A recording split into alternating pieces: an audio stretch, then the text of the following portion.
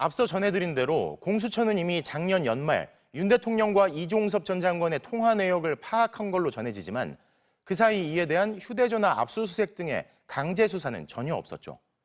공수처가 왜 그랬을까라는 의문이 당연히 들 수밖에 없는 상황인데 야권이 내일 22대 국회가 시작되는 즉시 최상병 특검법을 재발의하고 수사 대상에 공수처 수사팀에 대한 외압 의혹도 포함시킨 것으로 확인됐습니다.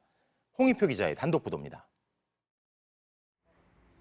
최상병 사건 의혹을 수사해온 고위공직자범죄수사처는 작년 연말 국방부와 해병대 관계자들의 광범위한 통화 내역을 확보했습니다. 윤석열 대통령 개인 명의 휴대전화로 이종섭 당시 국방부 장관과 통화한 내역도 이미 파악한 것으로 알려졌습니다. 공수처는 지난 1월 대대적인 압수수색을 벌였지만 대상에 윤 대통령과 이 전 장관은 없었습니다. 근데 이런 자료를 갖고 있었다면은 왜 대통령실이나 이런 데 대한 압수수색을 지금까지 한 번도 하지 않은 것인지. 더불어민주당은 공수처 지휘부가 수사팀에게 외압을 행사했다는 의혹도 제기해왔습니다.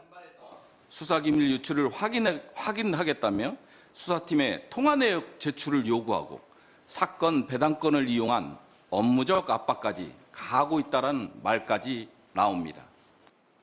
대통령 수사 외압 의혹 대통령이 직접 답하라!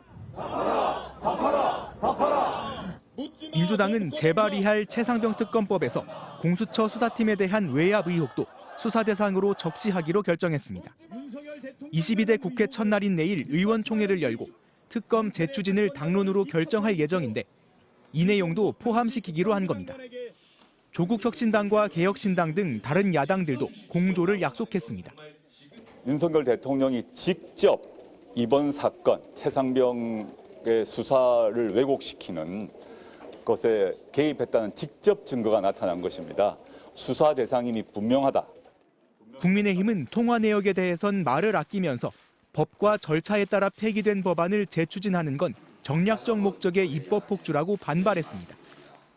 수사가 진행되고 있기 때문에 공수처 수사 결과를 지켜봐야 된다 이렇게 말씀드리고 22대 국회 원 구성을 위한 여야 협상에선 특검법 처리를 맡을 법사위원장 자리를 둔 공방이 더욱 치열해질 것으로 예상됩니다. MBC 뉴스 홍익표입니다.